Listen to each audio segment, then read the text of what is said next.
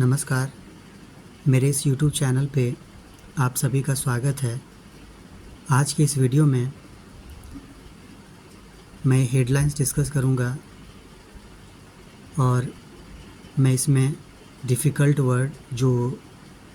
Word होंगे वो discuss करूँगा, प्रोनाउंसिएशन डिस्कस करूँगा, ग्रामर डिस्कस करूँगा और रीडिंग, राइटिंग और स्पीकिंग इम्प्रूवमेंट करवाने की कोशिश करूँगा।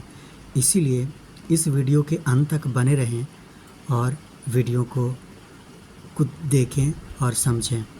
इस वीडियो को लाइक और शेयर करना ना भूलें, साथ ही साथ इस चैनल को सब्सक्राइब कर लें।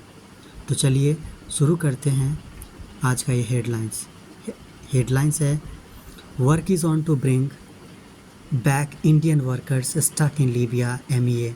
Work is on to bring back Indian workers, कार्य जो है वो भारतीय, work is on to bring कार्य है वापस लाने का भारतीय वर्कर्स को जो लीबिया में फंस गया है। MEA ने इसकी जानकारी दी। MEA का फुल फॉर्म होता है मिनिस्ट्री ऑफ एक्सटर्नल अफेयर्स। इसकी जानकारी दी। Press Trust of India, New Delhi. The Indian embassy in Tripoli is closely following the situation of a batch of Indian workers in Libya. The Indian embassy in Tripoli, भारतीय embassy जो Tripoli में है, is closely following the situation of a batch of Indian workers। वो भारतीय जो मज़दूर हैं उसके सिचुएशन को बड़ी ही समीपता से फॉलो कर रहे हैं, फॉलो कर रहे हैं इंडियन वर्कर्स जो कि लीबिया में फंस गए। Who had traveled to that country, जो उस कंट्री में ट्रैवल किया था। had का मतलब जो पास्ट परफेक्ट टेंस में है उसके बारे में। विदाउट प्रॉपर डॉक्यूमेंट, बिना किसी खास दस्तावेज के, बिना किसी खास डॉक्यूमेंट्स के उस क्षेत्र में प्रवेश कर गया था। And is working to facilitate the return, और उसकी वापसी हो सके इस पे वे कार्य कर रहे हैं। The Ministry of External Affairs said on Friday, इसकी जानकारी मिनिस्ट्री ऑफ एक्सटर्नल अफेयर्स ने फ्राइडे को दी। The Hindu had reported on the plight of these workers in the edition dated December 20। The Hindu newspaper ने इस मज़दूरों की दशा और इसकी दशा के बारे में, व्यथा के बारे में December 4 को अपने एडिशन में डिस्कस किया या बताया। MEA spokesperson Randhir Jaiswal told reporters. MEA spokesperson Randhir Jaiswal ने, MEA के जो स्पोक्सपर्सन है रणधीर जायसवाल, उसने बताया रिपोर्टर्स को that the Indian embassy is in touch with, जो भारतीय एम्बेसी है वो संपर्क में है। इज़ इन टच विद का मतलब इन टच विद किसी के संपर्क में होना, लीबियन अथॉरिटीज़ के संपर्क में है।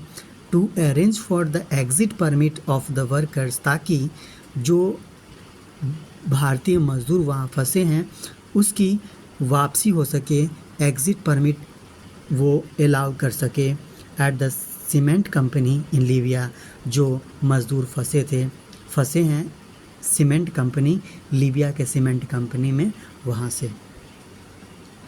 These Indian workers had reached Benghazi via Dubai। ये जो भारतीय मज़दूर थे वो बेनगाजी, दुबई के मार्ग से पहुंच गए थे। They had gone there but did not have proper documents। वे तो वहां पहुंच गए थे पर कोई ख़ास डॉक्यूमेंट्स या दस्तावेज उसके साथ नहीं था। When they landed, जब वे वहाँ पहुँचे, there were some issues regarding their work। उसके कार्य को लेकर के कुछ इश्यूज़ थे, कुछ समस्याएं थी।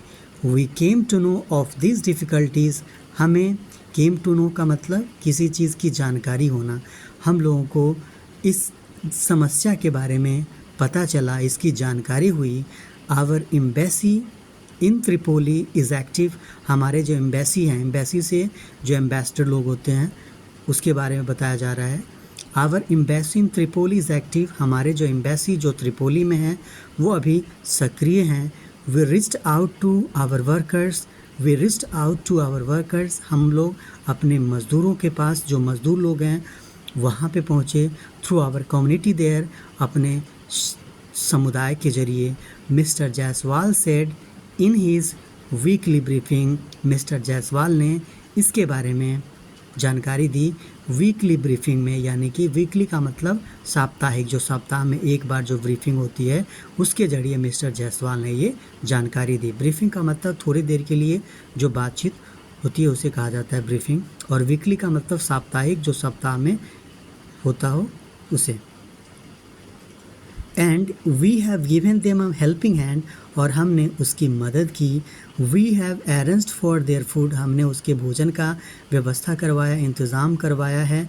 For their daily living articles, ताकि for their daily living article, ताकि दैनिक जीवन, दैनिक जो हर रोज़ जो ज़रूरत का सामान होता है उसमें उसे परेशानी ना हो, भोजन में उसे तकलीफ़ ना हो, इसलिए। Our CDA charged D affairs in Tripoli has also met these workers, charged D affairs यानी CDA जो त्रिपोली में थे हैं, has also met these workers, वे भी इन मज़दूरों से मिले हैं। This happened I think on November 4, he said, उन्होंने बताया कि ये लगभग मुझे लगता है नवंबर 4 को हुआ। The embassy is in touch with Libyan authorities to arrange for their exit permit. The embassy is in touch with Libyan authorities. Libyan authorities के संपर्क में जो embassy जो हैं वो हैं to arrange for their exit permit, ताकि उसका जो exit permit हो वो बन सके और वहाँ से वो वापस आ सके। The exit permit is taking a little time. Exit permit में ये exit का मतलब वहाँ से वापस आना। Exit permit में permit का मतलब allow करना जो होता है, जिसके ज़रिए वो वहाँ से वापस आ सके। इसका इसलिए इसका मतलब होता है, इसको कहते हैं exit permit. Is taking a little time, उसमें थोड़ा वक्त लग रहा है। Because they had gone there without proper documentation, क्योंकि वे वहाँ चले गए थे बिना किसी खास दस्तावेज, बिना उचित दस्तावेज के। But once this is done, एक बार, लेकिन जब एक बार ये प्रोसेस कंप्लीट हो जाए, our embassy will facilitate their return home, और मिस्टर जायसवाल से एडेड, मिस्टर जायसवाल ने कहा एक बार ये प्रोसेस कंप्लीट हो जाए तो फिर उसके घर वापसी का इंतज़ाम या व्यवस्था, उसके आने का व्यवस्था कर दिया जाएगा। Thank you for listening.